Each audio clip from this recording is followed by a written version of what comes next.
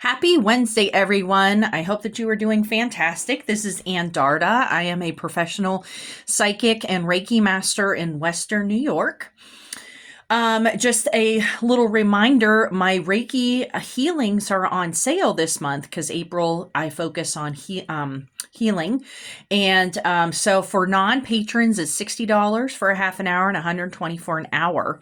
I also have I just created this morning a promotion on my Patreon page for the first and second levels, only 20% off.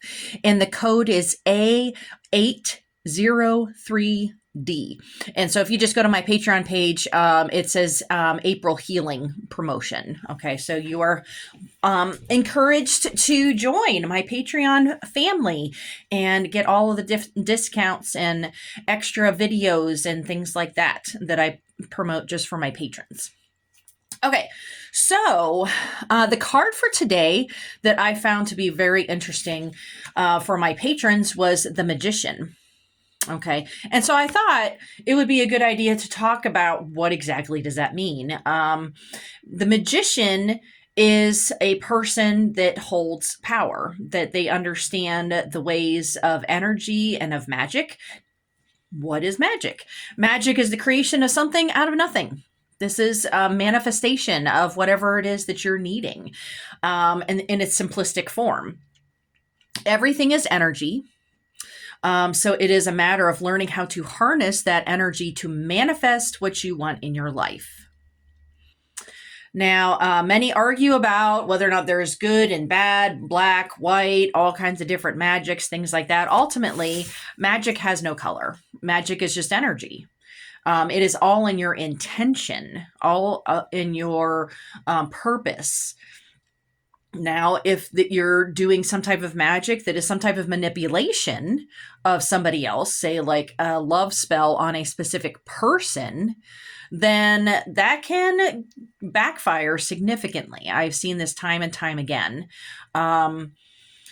If you do magic to just invite love into your life and not have it on a specific person, that is a different intention. That is different energy there that you are going to bring forth that person that is right for you, as opposed to manipulating a specific person, their feelings, energies, things like that. So that's the big difference there, right?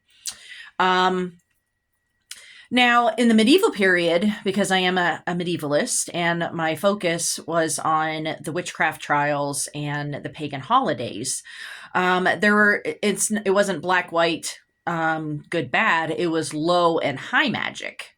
So low magic was anything concerning of the earth. So this is herbology. This is midwifery. Women helping other women birth babies. Anything concerning the plants and the trees and the land, that was all considered low magic. And then the high magic was astrology and the summoning of demons. And that was seen as less of an offense than the low magic, believe it or not. And the mentality of this, and it really didn't play a part until the shifting with Henry VIII from Catholicism to Protestantism. Protestantism really brought about the witchcraft trials because that was all about control of women and the control of charity. And women that were doing things like herbology, midwifery, things like that, were then all of a sudden targeted as witches. The reason why the high magic wasn't considered nearly as offensive, and so anybody that was, put on trial for high magic during the medieval period, they often just had some type of, fine that they had to pay. And the reason being is that they felt that if you were doing astrology and you were summoning demons, you're still in control.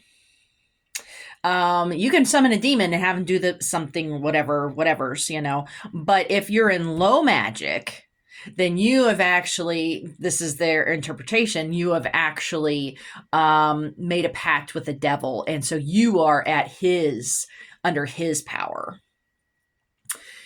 Not a coincidence, the fact that the people that were accused of high magic and had lesser sentences often were men, almost always men. Okay. But the people that did low magic were almost always women, at least in England. So, and I write about this a lot in my book was Traditional Holidays of the 15th through 17th Centuries in England that I published. It was back in 2013 that I had my book published. But it's just the concept of the magician and the witch during the different holidays that were ancient, that were, transmuted into the medieval Catholic society, and then how that affected when it went from Catholicism to Protestantism. So with magic, what happens in the physical realm also happens in the astral, and vice versa. So you have to be cognizant of what you do, what you put out. And that's where the threefold rule comes in, the read, all that other stuff, what you put out into the world, you get back 3 times. It's not a literal, you kick a cat and 3 cats come and attack you. It's not like it's that much of a literal thing, but, the energy that you can put out, and this can be of lifetimes, not just of this lifetime. And it's also under, scrutiny and argument of whether or not this is how that actually works. A book that I like to teach people about magic and energy is the Kybalion, that we look intensively at as above, so below, within, without, that type of thing.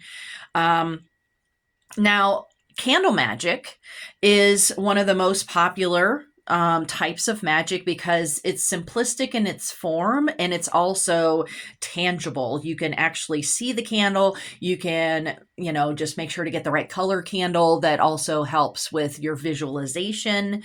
So if you are starting out with doing magic, candle magic is a really good way to start manifesting the things that you need in your life. You can just write out what it is that you're needing in your life and putting it next to a candle and burning that candle whenever you're home and awake.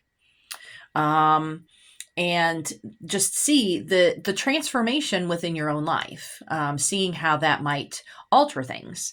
Now, something that is important that I was talking about before with manipulation, with great responsibility comes, or with great power comes great responsibility. Okay. That it's funny. The more I do magic, the less I'm, gung-ho to just whip out a spell, because I see the ramifications of energy and the ripple effect of magic. And that's something that you're also going to find, is that the more you do magic, the more you harness your power, the more you're going to be conscious of how you can affect other people, positive or negative.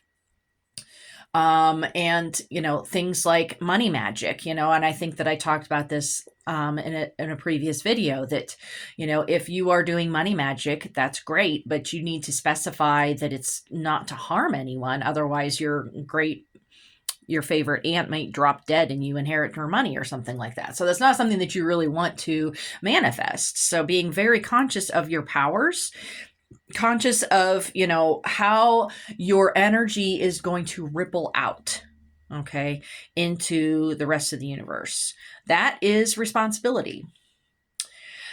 And, with energy and magic is witch wars. And I've seen my fair share of witch wars over the 30 some years that I've been doing this. Honestly, I find them to be unhelpful to everyone.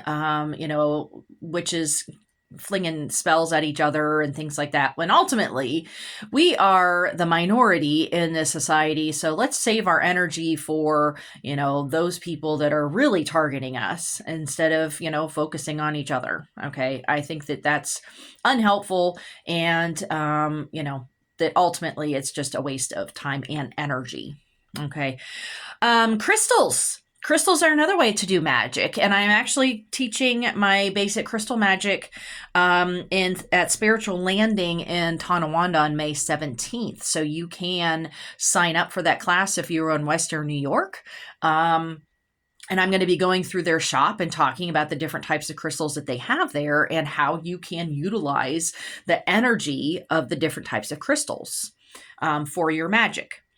Altar magic. So how do you create an altar? How do you focus your energy to different deities or spirit guides or whatever it might be? I'm going to be teaching my altar magic class at Rising Goddess in a couple of weeks on Saturday, April 19th. That's also in Tonawanda. So if you're wanting to learn how to do that type of magic, then you're welcome to join that class. There's so many other types of magic that I'm not going to even be able to cover, but numerology. Numbers are very powerful. Sacred geometry is super, super powerful. Astrology, herbalism, working with herbs, that's more considered green magic, and I do a lot of that. So this is just scratching the surface of what kinds of magic that the magician can do in order to manifest the things that they need in their life. So hopefully this is helpful to you. I know that I toss out a whole bunch of different things spanning many centuries, but it's a loaded term, magic and the magician. So I tried my best. So I hope that you all are doing well, and I will see you all next week. All right, bye-bye.